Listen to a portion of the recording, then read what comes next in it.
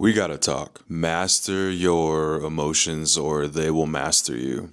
And they're pressing our emotional buttons at a non-stop clip these days. I used to work in counterintelligence at a 3-letter agency, and that just means my job was to keep a level head and clear head, really, and to just pay attention to what was noise and what was signal and what really mattered and what would keep people safe. What information did people need so that we could take the right action? And honestly, living in America right now is reminding me of that job. There's so much noise coming at us every single day. The economy, AI, politics, cost of living, ICE. It's a flood. It's so much to have to listen through and have to sort through. And here's the truth. If you don't know how to steady yourself in all of that noise, you end up reacting to it, which is exactly what takes people down. That's why I'm saying this. If you don't master your emotions right now, they're already mastering you. That's the world we live in. And the cost of that, financially, mentally, relationally, it's way higher than I think most people realize. And don't get me wrong, I'm not here to be dramatic, because once you see what I'm going to be talking about in this video, you'll start to realize that emotional mastery as an idea, it's not just some feel-good self-help idea. It's survival. It's a success strategy. It's a necessity, especially right now. And I'll break that down by the end of this video. Just, you gotta give me at least 5 to 10 minutes to break it down. So if your life has been feeling like just way too much right now, which I think is the case for a lot of people, let's talk about it. Have you ever laid awake at nighttime doing the math in your head, trying to figure out how bills are going to line up? Or if you're just behind on where you feel like you should be in life. I know this is one a lot of my friends in our 30s talk about. And, it's like you want to rest, but your minds won't turn off. Or maybe you felt yourself get really short or snap at your kids or snap at your partner. And it's definitely not because you don't love them. It's just because there's so much stress sitting so heavy in your body at all times, and it spills out sideways at the worst times. Or maybe you've opened social media, right? You've opened YouTube and you saw another story about how AI is going to take everybody's job, and suddenly your chest starts getting tight and you don't even really know why, but it's like you can just feel the spiral start to happen. Most of us never realize it, but we're already in survival mode. Always, all the time, especially since navigating 2020. And I'm pretty sure I can't say that word on here, but you know the word. You know what happened in 2020. And we've just been sent into this chronic stress response. And the news cycle keeps us in it. And, there's real things happening right now. I'm not saying that it's just news. There are real things happening right now. And the survival mode that we're kind of experiencing, it doesn't mean that you're weak. In fact, you and I, living in the times that we're living in right now, are pretty resilient. And I know that's not a popular thing to say. Everyone wants to talk about how we're weak and nobody wants to work and blah, blah, blah. Honestly, we're resilient to make it up to this point. But we get locked into survival mode because ultimately no one has really trained us in what to do with all of these emotions. But all of these emotions are the buttons that keep getting pressed to kind of control us and get us to move in a certain way. And then we get told to work harder. We get told to stay positive or to just push through. But that doesn't just make everything go away, does it? And it doesn't really solve any problems in your life, right? They're still there. The stress is still there. And I want you to keep in mind as we go on through this video, survival mode, it's it's not just an emotion, okay? It makes decisions for you. Decisions that cost you money, cost you peace, cost you relationships. I'll show you how that all works and what you can start to do about it. Now, when I talk about mastering your emotions, I don't mean becoming a robot who never feels stressed, sad, or angry again. That's not real. This has nothing to do with thinking like a monk or becoming stoic. That's fragility in most people, if I'm honest, from what I've seen, especially as a coach over the years.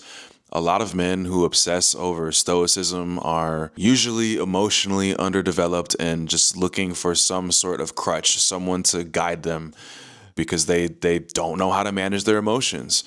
And being stoic without understanding what emotional mastery is, that's just going to leave you more fragile, probably. And again, I just want to say emotional mastery is not about not feeling things or never having feelings and just like always being cool.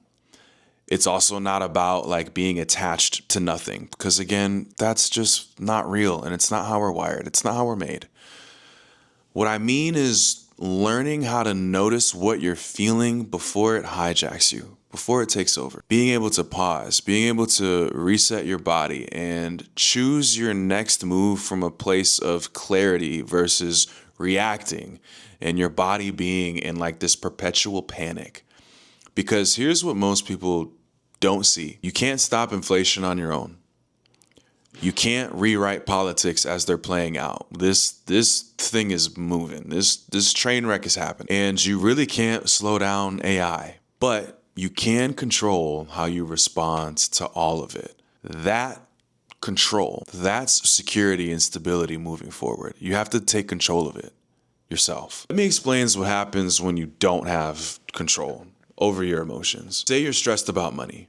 Without emotional mastery, your body reacts before your mind does. You overspend on comfort food. You argue with your partner about groceries and other things that don't need to be argued about. You can't focus at work, which makes you less effective, which makes the money problem worse. Or you're worried about the future. More AI conversations and doom headlines hit, and your nervous system flips the panic switch like it's supposed to. And that's what they're doing on purpose with the news. And you freeze. You avoid applying for jobs, updating your resume. You avoid starting the side business that you have been wanting to start.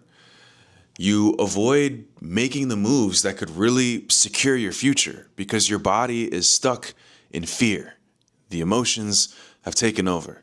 Do you see how this works? Emotions aren't just feelings. They're drivers of behavior. We all do things or don't to feel something or avoid feeling something else. If you don't get a grip on them, they quietly steer your life and probably steer it in a direction that you don't really want. That's why I say you either gotta master your emotions or they're gonna master you. The emotions and other people who can control your emotions instead of you being in control. Now let me go another layer deeper into the onion, because something that you'll see in counterintelligence is a really simple idea. The first person to lose composure loses. Not the one with fewer tools, not the one with less experience, but the one who just panics first. They lose first. And this same thing applies to our everyday life. So you really have to get clear on this. You have to get clear on the cost. Like, the stakes are high.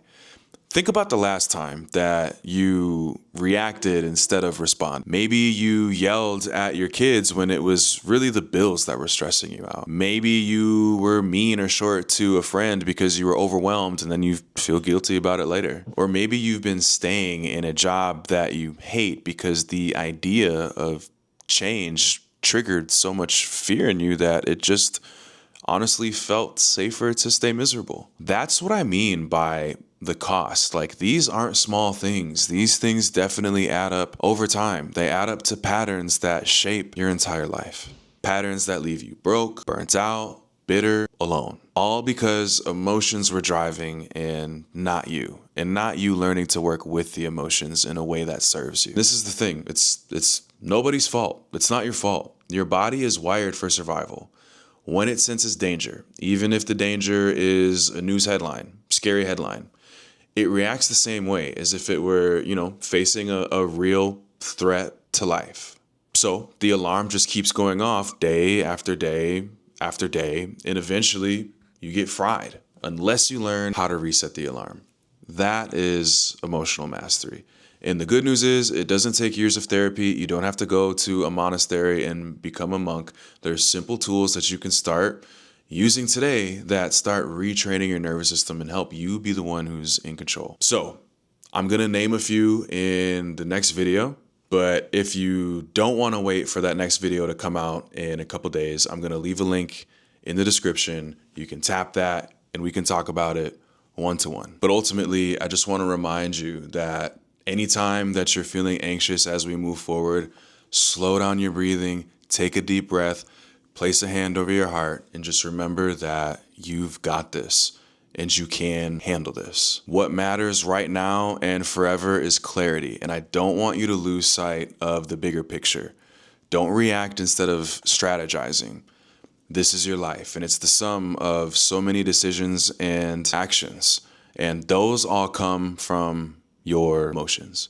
So in a time like this, I'm just here to remind you that mastering your emotions is everything, and in the next couple of videos, we're going to talk more about it.